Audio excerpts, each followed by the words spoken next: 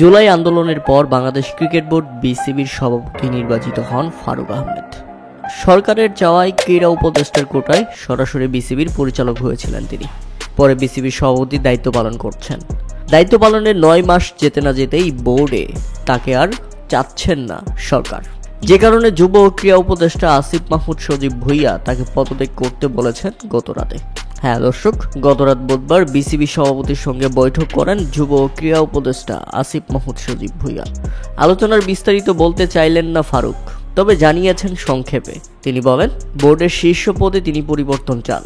আমি এখনো কিছু ভাবিনি, মাত্রই গতকাল রাতের ব্যাপার। কিছুটা সময় নিতে চাই। উপদেষ্টা কিন্তু আমাকে পদত্যাগ করতে বলেনি, শুধু বলেছেন আমাকে আর তারা কন্টিনিউ করাতে চান না। এদিকে ক্রীড়া মন্ত্রণালয়ের প্রস্তাব পেয়ে দেশের ক্রিকেটের জন্য কাজ করতে রাজি হয়েছেন আইসিসির ডেভেলপমেন্ট ম্যানেজার ও বাংলাদেশের সাবেক অধিনায়ক আমিনুল ইসলাম বুলবুল। বোর্ড সভাপতি হওয়ার জন্য আলোচনা নিয়ে তাকে অবশ্য সরাসরি কথা বলতে দেখা যায়নি, তবে দেশের ক্রিকেটের জন্য বিসিবিতে যে কোনো দায়িত্ব পালন করতে প্রস্তুত বলে জানিয়েছেন সাবেক এই অধিনায়ক।